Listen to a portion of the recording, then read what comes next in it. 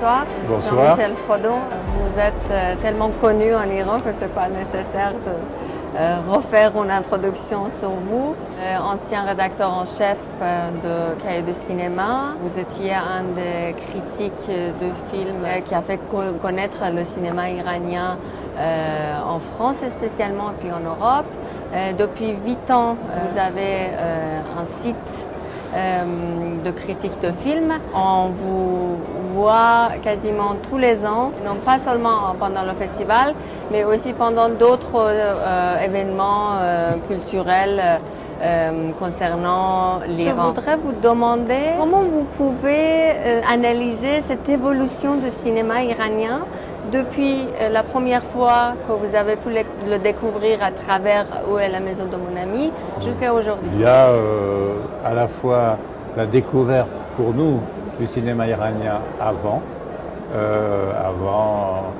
donc Où est la maison de mon ami, c'est à la fin des années 1980 pour nous. Et on a pu s'apercevoir qu'en fait c'était une sorte d'accomplissement d'une histoire longue qui commence 30 ans plus tôt avec des gens comme Kamran Chirdel, comme Shahid Saleh, et puis Merchoui, et bien sûr les débuts de Kiarostami qui vont se poursuivre au-delà de cette date. Et ensuite, on a vu à la fois la floraison d'un cinéma qui est directement inspiré de Kiarostami ou dans un esprit comparable à celui de Kiarostami.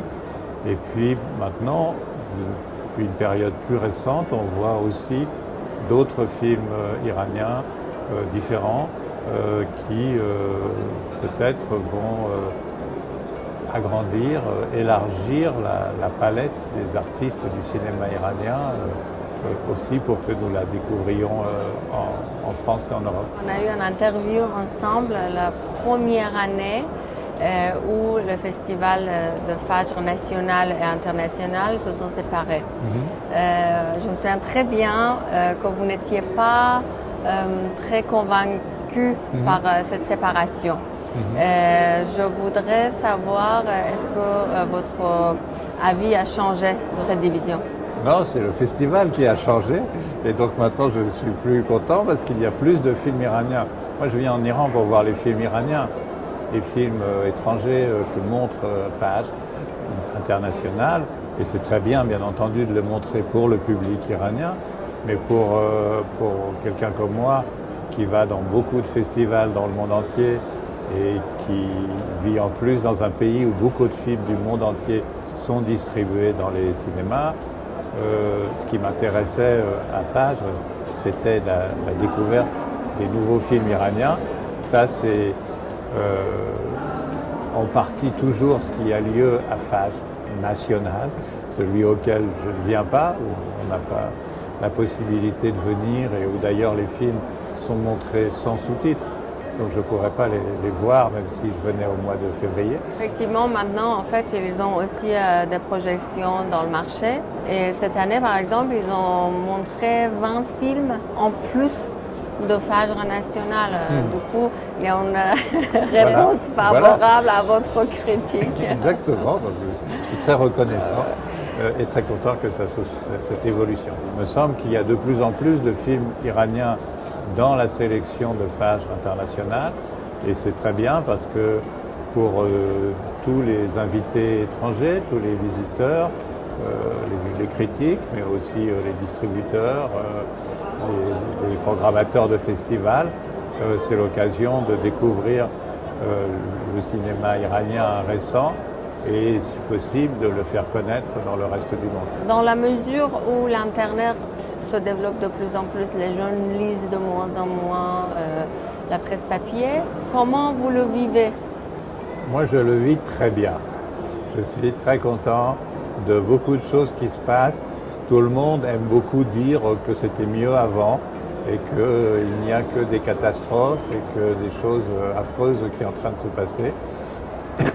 La transformation des médias sous l'influence d'Internet pose beaucoup de problèmes. Et bien sûr, ce serait ridicule de faire semblant que ça n'a pas d'effet ou que ça n'a pas des effets dangereux.